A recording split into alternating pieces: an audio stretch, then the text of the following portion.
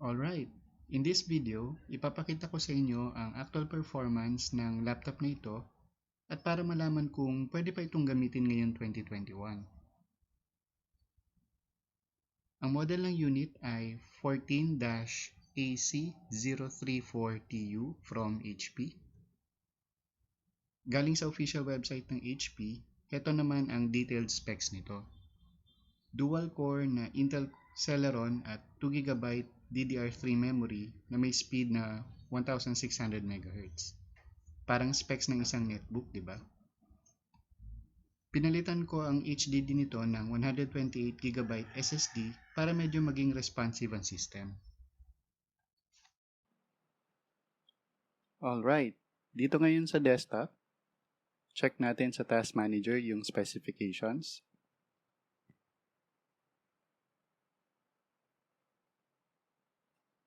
So, sa CPU, nandito yung Celeron na dual core.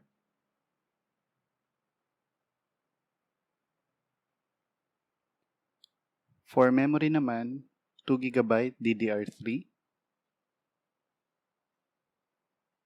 At sa storage, yung SSD.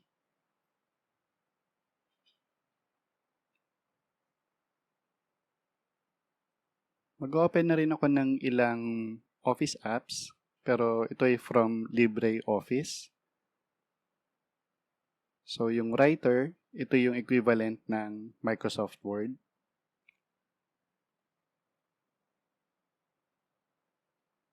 Impress naman, equivalent dito yung Microsoft PowerPoint.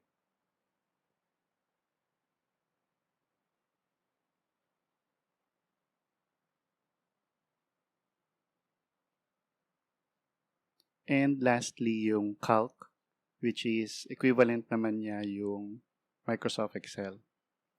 So, ito yung current na utilization for CPU.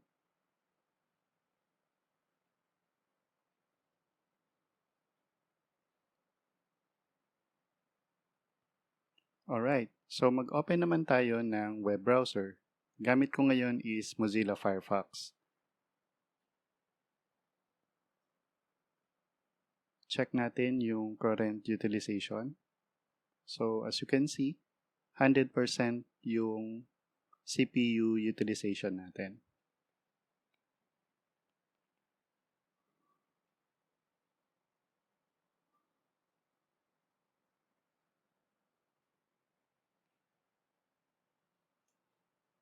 Mag-open tayo ng panibagong tab. Let's try Facebook. Again, nag-100% yung utilization kahit na simpleng login page pa lang ng Facebook yung binuksan natin.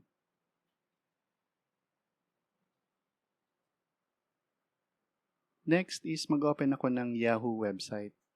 Pinili ko to kasi isa ito sa mga website na maraming assets na iniloload like pictures, text, videos, and may mga advertisements na rin. Again, mapapansin niyo yung CPU utilization is 100%.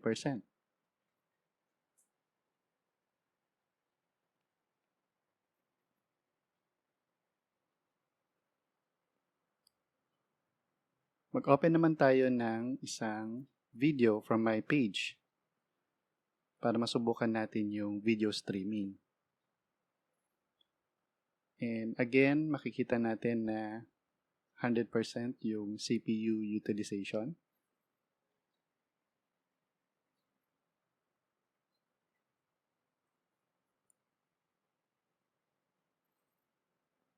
Tuloy-tuloy yan hanggang sa nagpe-play yung video. Currently, ang nakaset na resolution or quality is 480p. Check natin yung stats for nerds. Makikita niyo dito yung mga drop frames. Kaya kung mapapansin niyo medyo paputol-putol minsan yung video. Alright, still 100% utilization after running yung video ng mga ilang minuto na rin. So, iwan natin na running yung video in the background. Mag-open ulit tayo ng isa pang website, pcworld.com. So, similar with yahoo.com, marami din tong mga assets na iniloload para ma-simulate natin yung multitasking na nag-run tayo ng video streaming and browsing at the same time.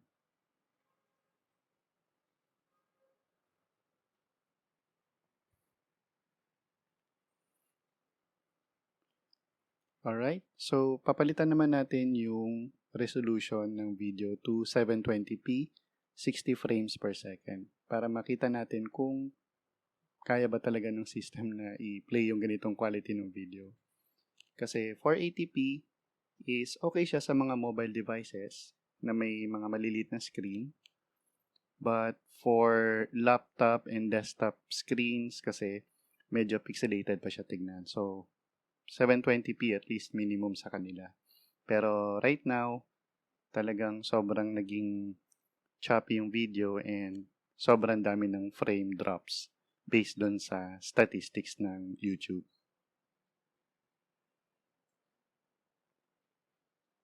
Okay, based sa nakita nating performance ng laptop, pwede na natin masagot yung ilang questions. First is kung pwede sa online work from home or online school tasks ang ganitong specifications ng laptop computer.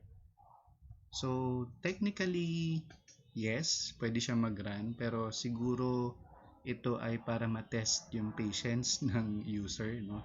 Kasi kung nakita nyo nga, isang task pa lang yung ginawa natin, streaming ng video over YouTube, is 100% na yung utilization sa CPU. Pareho, work from home at online school tasks, madalas hindi lang naman isang application yung ginagamit natin. So, ito yung mga applications na yon. So, I think kapag sabay-sabay ninyong ginamit yon, tapos ganun yung specifications ng laptop, ay talagang number one, masusubukan yung pasensya ninyo, and number two, hindi talaga nito kaya yung multitasking. Next, worth upgrading or palitan yung mga components ng computer. So, sa mga laptop computers kasi, dalawang component lang ang madalas na pwede nating upgrade. Yun ay yung storage at yung memory. So, katulad ng binanggit ko kanina, pinalitan ko yung HDD ng laptop to SSD para maging mas responsive siya. Pagdating naman sa memory, mahirap nang hanapan ng similar na component. Hindi pa naman siya talagang obsolete, yung mga DDR3 na memory, pero mahirap makahanap ng bagong part or yung speed ng memory masyadong mababa. So, siguro makakakita ka lang ng ganito sa mga refurbished or kumbaga galing din sa mga previous laptop. Kailangan kasi na yung memory type is exactly the same doon sa existing na memory ng laptop mo para maging compatible. Lastly, kung hindi siya pwedeng gamitin sa work from home or online school, ano pa yung pwedeng paggamitan ng ganitong specs ng laptop computer?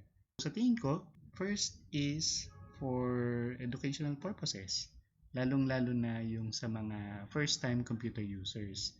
At least meron silang equipment na pwede nilang initially gamitin since medyo hindi siya ganun ka-responsive talaga, no? Siguro made-develop na rin yung patience nila pagdating sa paggamit ng computer.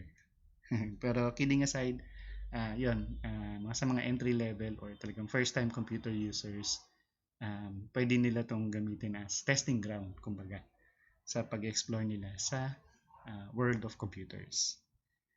Also, kung medyo techie side ka naman, nandyan yung Linux operating system. So, maraming distributions ng Linux OS na pwedeng gamitin, lalong-lalo na sa mga low-end computers. Kasi isa din yun sa advantages ng paggamit ng Linux. Compatible siya even sa mga computers na ginawa na 5 or even 10 years ago. So, compatible yun sa mga ganong computers. So, para sa akin naman, ito yung marirecommend ko na minimum specs for laptop PC. Or pwede na rin siguro sa desktop. For the first component, yung processor, at least dual or quad core with hyper-threading para sa mga Intel processors. And the same thing with AMD, dual or quad core with simultaneous multi-threading naman. Next is memory or RAM.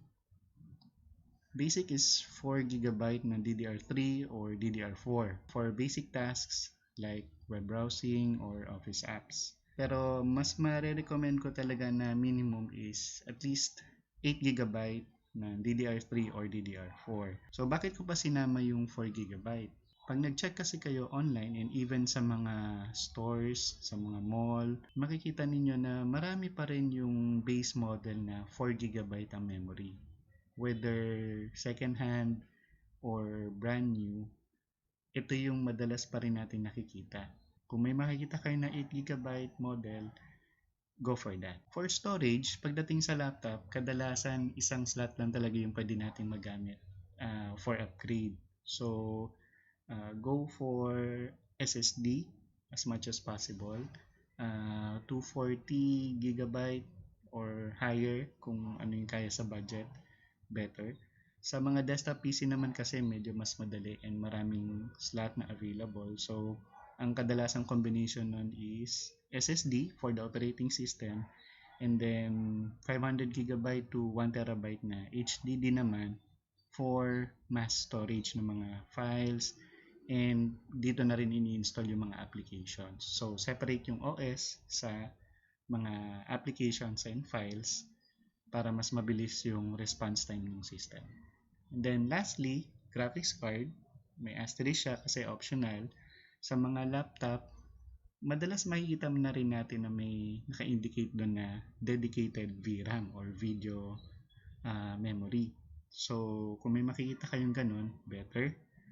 Pero kung wala naman, kadalasan ang gamit nun is yung integrated, which is part na nung CPU or processor.